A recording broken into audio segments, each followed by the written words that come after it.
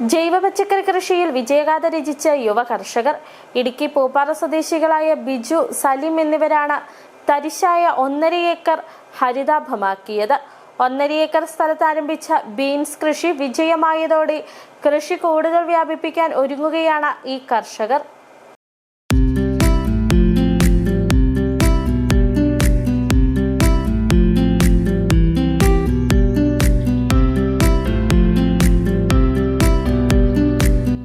പൂപ്പാറയിലെ കർഷകരായ ബിജു, സലീം എന്നിവരാണ് 1.5 ഏക്കർ സ്ഥലത്ത് നടത്തിയ ബീൻസ് കൃഷി മികച്ച വിജയമായത്. പൂർണ്ണമായും തരിശുഭൂമി കൃഷിയോഗ്യമാക്കിയാണ് വിത്തിറക്കിയത്.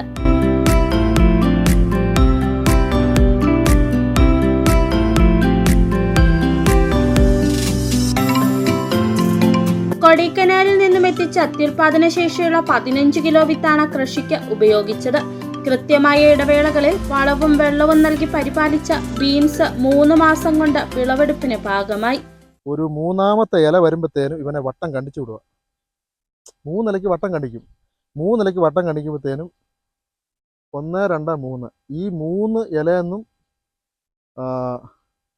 എത്ര 2 ഇതേ വള്ളി വീതം വരും.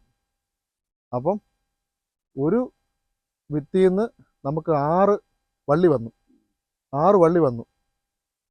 സാധാരണക്കാർ ചെയ്യുന്നതെന്ന് വെച്ചാൽ ഒരേ വള്ളി തന്നെ മേലെ കയറ്റി വിടുന്നു.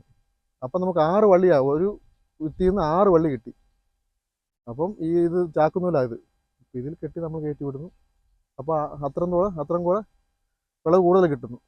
പ്രാദേശിക വിപണിയിൽ കിലോയ്ക്ക് 80 രൂപ നിരക്കിലാണ് ബീൻസ് വിറ്റഴിക്കുന്നത്. ശാന്തൻപാറ കൃഷിവകുപ്പിന്റെ സഹായത്തോടെയാണ് കർഷകർ കൃഷി നടത്തിയത്. വിത്ത് നട്ടതു മുതൽ വിളവെടുപ്പ് വരെയും കൃഷിയുടെ പരിപാലനത്തിന് കൃഷിവകുപ്പ് ഉദ്യോഗസ്ഥർ മാർഗനിർദ്ദേശങ്ങൾ നൽകി. കൃത്യമായി ഫീൽഡ് ഇൻസ്പെക്ഷനും അവർക്ക് ആവശ്യമായിട്ടുള്ള എല്ലാ നിർദ്ദേശങ്ങളും, അതേപോലെ തന്നെ കീടരോഗ നിയന്ത്രണ മാർഗങ്ങൾ എല്ലാത്തിനെയും കുറിച്ചും വിശദമായി തന്നെ കാര്യങ്ങൾ പറഞ്ഞുകൊണ്ട് എല്ലാ ആഴ്ചയിലും വന്ന് ഇൻസ്പെക്ഷൻ നടത്തിക്കൊണ്ടാണ് ഈ കൃഷി മുന്നോട്ട് കൊണ്ടുപോകുന്നത്. പരമ്പരാഗത രീതികളോടൊപ്പം ശാസ്ത്രീയ മാർഗങ്ങൾ ചേർത്ത കൃഷി നടത്തിയതും മണ്ണിന്റെ കഴിവും കാലാവസ്ഥയെക്കുറിച്ചുള്ള വ്യക്തമായ ധാരണയുമാണ് വിജയത്തിന് കാരണമായത്.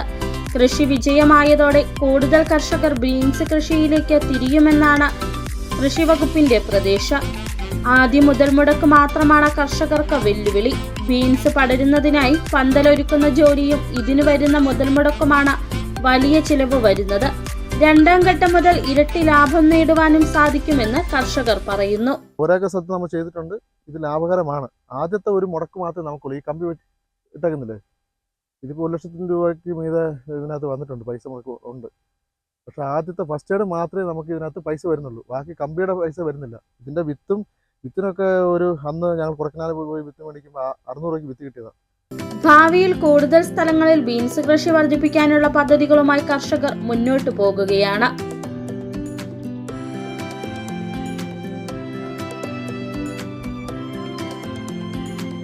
City vision, Pooppara.